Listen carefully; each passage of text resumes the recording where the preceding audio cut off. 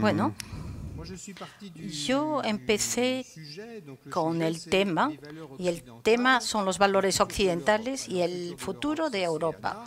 Esto es el futuro de Europa, es Ana, y los valores occidentales es Víctor Pérez Díaz y yo mismo. Víctor ya ha dicho cosas que yo quería decir, con lo cual al escucharle fui tachando puntos de mi conferencia, pero tengo un enfoque un poco distinto, si me lo permites. Ante todo, la base de partida. ¿Por qué en una fundación de carácter más bien política? Digámoslo claro, ¿por qué hay que evocar temas tan teóricos como esta noción de valores? Mi posición es muy sencilla aquí. Pienso que la acción política o la acción económica solo tiene un sentido si se arraiga en bases filosóficas claras. Una de las disfunciones de la democracia occidental, sobre todo en Europa, es una pérdida de brújula y se trabaja al día como tácticos, sí, olvidando la base de nuestra acción. Los fundamentos filosóficos les puede parecer una cosa teórica, pero estas bases son fundamentales porque son la brújula de la acción. Me ha seducido mucho este tema, porque los valores occidentales tienen la característica siguiente. Es un tema un poco encantatorio. Todo el mundo está a favor de los valores, nadie puede estar en contra. Estamos a favor de los valores, pero no se definen muy bien. Y hubo un esbozo de definiciones y estoy de acuerdo con lo que ha dicho Víctor, pero quisiera ser más preciso y más sencillo quizás. Cuando se habla de valores occidentales, ¿se habla de qué en el fondo? Que yo sepa, en mi historia personal, la primera persona que intentó definir los valores, es más fácil estar a favor o contra si no se definen, fue André Malraux en los años 1960. Se le planteó esta pregunta. Es un poco, bueno, fui yo, la verdad, que le planteé esta pregunta. Es un poco narcisismo, pero bueno. Malraux definía el Occidente con dos palabras. Decía, los valores occidentales son una voluntad de conocimiento y una voluntad de conquista. La voluntad de conquista, estábamos en los 60, cuando se descolonizaba. Bueno, esta dimensión de la voluntad de conquista ha desaparecido un poco, se ha metamorfosado en la economía.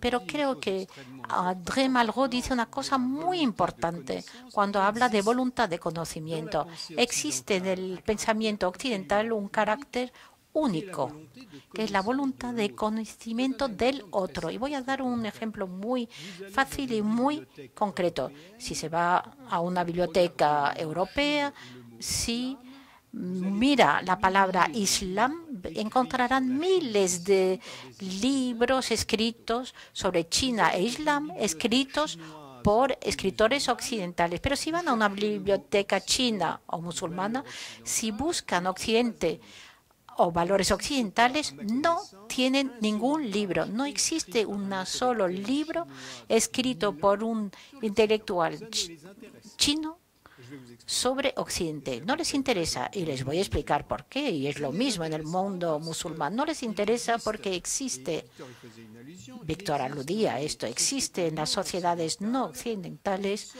una especie de sentimiento de superioridad de su civilización. Si es de civilización china, taoísmo, lo que sea, tiene el sentimiento de pertenecer a una sociedad superior y el valor último será glorificar su civilización. Lo mismo en la civilización islámica. No hay civilización superior y de valores superiores al sistema del Corán, ya que fue dictado por Dios. Y eso es una de las características esenciales de lo que llamamos los valores occidentales. Existe una enorme curiosidad hacia el otro. Y esta voluntad de conocimiento es algo que nos permite empezar a discernir, a ver lo que son los valores occidentales. Quise seguir y modernizar la hipótesis. Razonamos por hipótesis en Occidente, nunca por afirmaciones, lo digo para algunos de nuestros políticos. Afirmar no es occidental, hay que dar hipótesis. ¿De dónde nos viene esta curiosidad de Occidente? Y hay otro carácter de Occidente, que es una capacidad que no encontramos en otras partes. Es decir, hablar siempre mal de nosotros mismos. Y nos vemos siempre en estado de crisis. Los demás no se ven en estado de crisis. Y yo creo, si puedo llegar al meollo duro de los valores occidentales, lo que nos singulariza, los que nos hace únicas, Víctor lo ha dicho, pero ha hecho trampa, porque fue nuestra conversación durante la comida. Para nosotros en Occidente tenemos una capacidad de crítica y autocrítica. Somos los únicos que criticamos. La crítica de nosotros mismos y la crítica del otro. Y en un momento, por hipótesis, intentaré explicarles que es muy importante, porque esto acarrea consecuencias en términos de innovación científica, política y económica.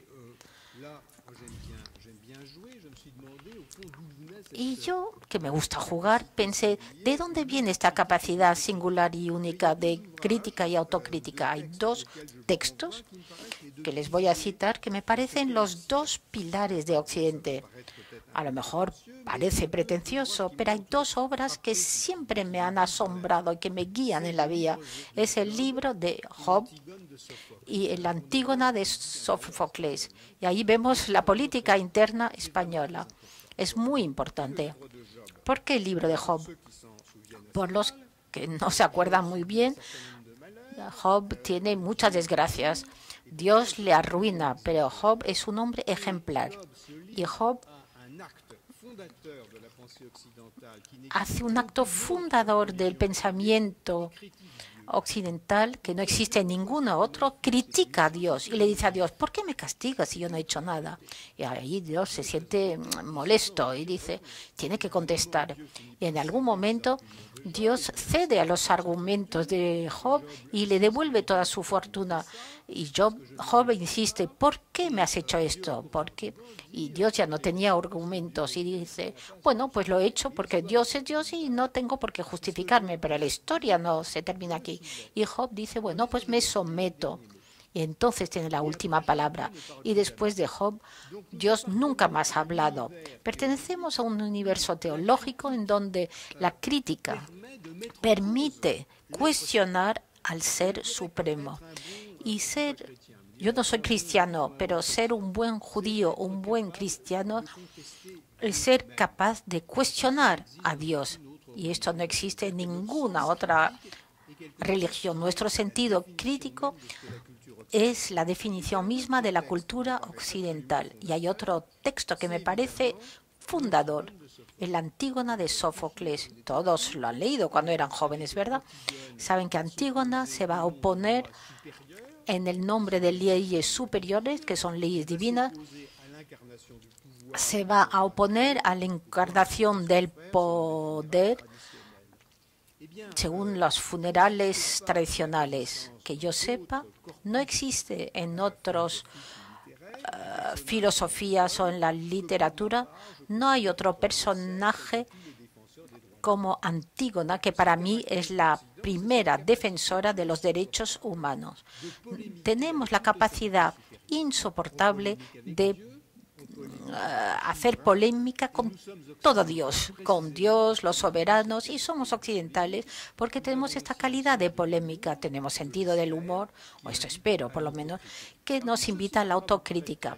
Todo esto les puede parecer muy teórica, pero hay una dimensión muy importante que nos diferencia del mundo musulmán o de Confucio, si solo hablamos de estos dos, es que las demás, las grandes civilizaciones, la Edad de Oro ya ha pasado. Si leen Confucio, hay una Edad de Oro y todo el esfuerzo es conformarse a normas que fueran las normas del pasado.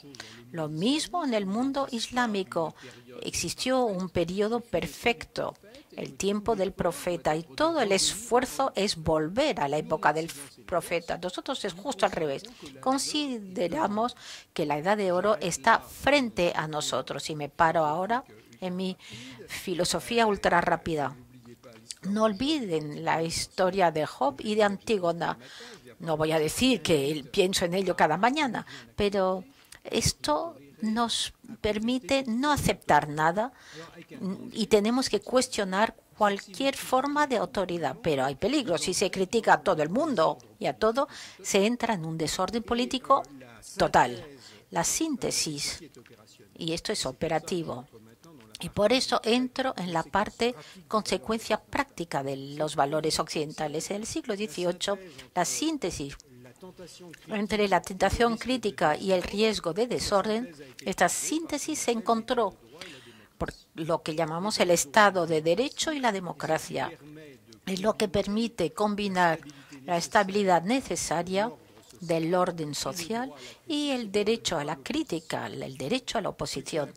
Lo que implica, por supuesto, que cuando está en el poder tiene que respetar muchísimo a la oposición, ya que el hecho de tener el poder no quiere decir que tiene razón.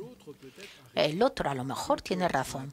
Lo que llamamos la tolerancia, y Víctor aludió a esto cuando habló, la tolerancia, el respeto del otro y el derecho a la oposición. A lo mejor el otro tiene razón. Todo esto forma parte íntegra de los valores occidentales y no lo olvidemos, porque demasiado a menudo en política tendemos a no considerar lo que piensa el otro. Con la democracia evitamos la anarquía y el despotismo, que es otra tentación a la que Víctor aludió, y la idea que el despotismo y el autoritarismo es un medio más rápido y más eficaz. La razón es no. Y voy a explicar por qué. Por la segunda consecuencia concreta de las virtudes de críticas y autocrítica. Somos capaces, es una necesidad para ser fieles a nosotros mismos, de criticar y hacer autocrítica. Esto es la base de la innovación. Porque Occidente es el hogar del conocimiento científico y la innovación. ¿Por qué la innovación científica no nació en otro lugar? Es porque la innovación científica, y cito al filósofo inglés Karl Popper, funciona sobre el modelo de la hipótesis cuestionada. Yo propongo una hipótesis del mundo en el que vivimos. En cuanto lo enuncio, otros científicos van a llegar diciendo su hipótesis es nula. Propongo otra mejor. Si no tiene este ciclo infinito de crítica y autocrítica, no hay innovación. La innovación científica y todas las consecuencias que se derivan de ello, el progreso técnico y, por lo tanto, el progreso económico, esto es la consecuencia directa de las bases filosóficas del pensamiento occidental. Por esta razón nació la ciencia en Occidente, la técnica es occidental. Y lo demás ya volveré a hablar de ello. Y la razón por la cual es en Occidente en donde nació el concepto de desarrollo económico, de progreso económico, que es la continuidad directa de la historia de Job y de Antígona. Tercera consecuencia práctica de los valores occidentales, tales como las defino. No es el capitalismo, sino la economía de mercado. El capitalismo o la economía de mercados se basa sobre la crítica. Esto lo ha demostrado perfectamente Joseph Schumpeter en un libro de 1940, en donde explica que el progreso económico se basa sobre la destrucción creadora. Yo produzco coches, lavadoras, lavavajillas, ¿qué importa? Y luego hay otro empresario que tiene un espíritu crítico porque tiene valores occidentales, va a destruir la empresa del que no ha sabido adaptarse, sustituyéndola por otra empresa. Toda la aventura occidental se basa sobre el espíritu crítico canalizado por la democracia y la innovación científica y la destrucción creadora, que son los motores del desarrollo económico. Y paso ahora a una tercera parte. Es muy cartesiano lo que hago, está muy organizado, ¿verdad? Las tres partes, ¿verdad? Es muy francés esto. Mi tercera parte es los desafíos, las complejidades. Voy a abordar 3 de ellos solo. Algunas ya las ha planteado Cayetana en su introducción. Luego Víctor también a hablar de ellos. Hay muchos más, pero solo hablaré de 3. Primer desafío. ¿Existen sistemas de valores distintos de los sistemas occidentales? Pues sí, claro. ¿Esos otros sistemas de valores pueden desestabilizar o sustituir los sistemas occidentales? Mi respuesta es no. Mi respuesta es no. Y voy a explicar o dar 2 pruebas hipotéticas. Primera, la ausencia de espíritu crítico en el mundo asiático, en China, para simplificar, hace que China no innova nada. Es imposible, después de 40 años de crecimiento económico ininterrumpido en China, el citar una innovación científica y técnica que haya nacido en China. Todos los progresos económicos de China se basan en una réplica del modelo económico occidental y del empréstito al sistema económico occidental. Con lo cual, el liderazgo en innovación no se siente amenazado. Un ejemplo, si quiere conocer el futuro de la economía mundial, está inscrito en un cuadro que puede consultar el número de patentes presentados por países cada año. Una patente es la innovación. La mitad de las patentes en el mundo siguen siendo presentados por Estados Unidos. La segunda parte, casi de mitad, las presenta la Unión Europea en sentido más amplio, dominado por Alemania. Pero bueno, la Unión Europea es un conjunto coherente. Y el tercer país es Japón, que desde 1945 ha entrado en muchas instituciones y valores occidentales. Y luego nada, Corea del Sur un poquito, pero un país como China o India no presentan patentes o solo patentes nacionales, lo que no tiene mucho valor. El futuro económico no está en manos de China, lo siento mucho. Yo quiero que todo el mundo prospere, chinos incluidos, pero hay que ver que el liderazgo en términos de innovación y de economía futura sigue estando arraigada en el mundo occidental. Otro testimonio interesante en cuanto a la situación de los valores asiáticos es que Liu Xiaobo, Premio Nobel de la Paz, que está en la cárcel, representa la filosofía de la Ilustración europea. Y él considera que no es un valor occidental, que es un valor universal. Y no nació en China, no salió en China debido a la represión política. Con lo cual, los valores occidentales ¿son occidentales o son universales? Si son occidentales, es gracias a la liberación política. Cualquier pueblo liberado adhiere a la democracia, a la economía de mercado y los valores occidentales. La única diferencia no es la diferencia de valores, la única diferencia es la opresión.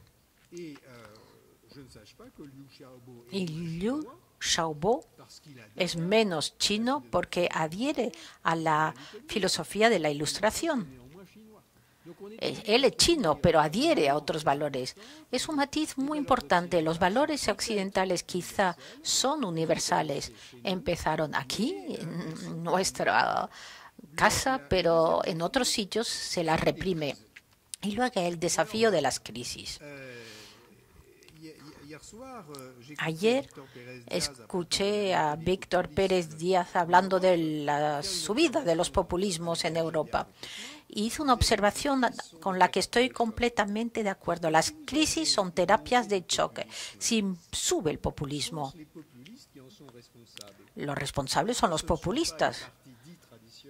No son, sin embargo, los partidos tradicionales que manifestaron una debilidad extrema, olvidando cuál era su vocación, olvidando hablar, olvidando escuchar, que es lo que prefiero. No creo que los populistas sean responsables del populismo. Los populistas son mensajeros que nos dicen sería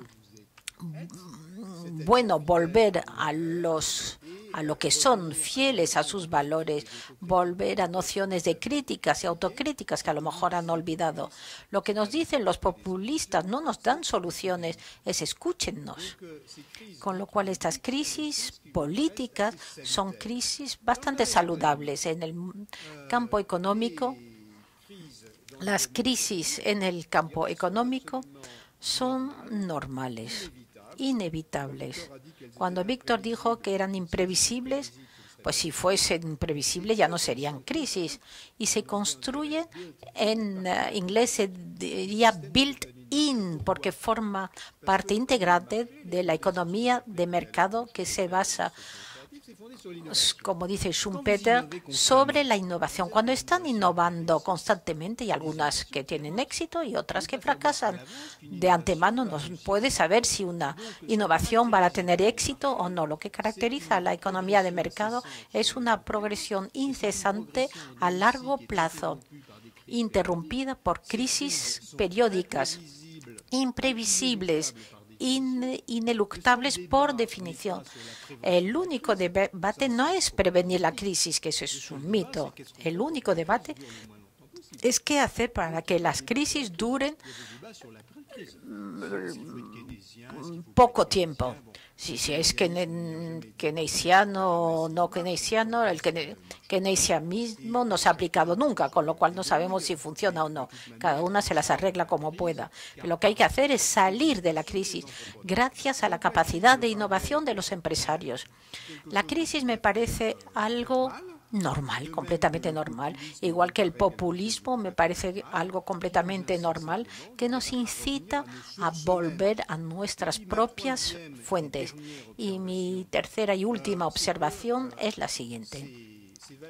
Estos valores occidentales, si se definen claramente, si no se dice cualquier cosa, si se vuelve a las fuentes, nos obligan hacer nuestros deberes ante nosotros mismos, deberes ante los otros, ante nosotros mismos. Ya lo he dicho hace un momento, es el respeto del otro.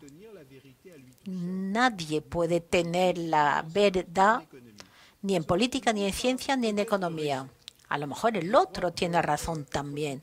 Ser fiel a nosotros mismos no es tolerancia, porque la tolerancia es tú habla. Tú habla. Tengo mucha paciencia, te escucho. Pero sigo creyendo que tengo razón. Yo no creo en la tolerancia. Estoy a favor de la convicción de que tengo razón al 50%, pero que el otro también tiene razón al 50%, con lo cual nuestro deber es de escucha, y esto a veces se olvida. Y otro deber es el deber ante los otros. Decía como hipótesis que los valores occidentales a lo mejor eran universales, con lo cual tenemos deberes ante todos los demás que aspiran a nuestro nivel de vida, nuestra libertad de expresión. Ana me explicaba antes que nunca había visto tantas banderas europeas como en la ciudad de Kiev. Esto es muy fuerte, aunque sea ambiguo. En el mundo entero, a pesar de las crisis, el mundo entero nos envidia. Y voy a terminar diciendo lo que dije no hace mucho en Pekín, cuando hablaba de los valores occidentales comparándolos con los valores chinos. Y un filósofo chino tomó la palabra y dijo, pero su crisis, pues ya la queremos, ¿eh? Si todo lo que va con la crisis, la libertad de crítica y de autocrítica, la democracia, el cuestionamiento, si todo esto está autorizado, compramos todo en bloque, con la crisis y todo, porque esto está incorporado en los valores occidentales. No estar en crisis sería no ser completamente occidental. Vivimos con nuestras crisis y se nos juzga por la capacidad serena de poder gestionarlas. Gracias.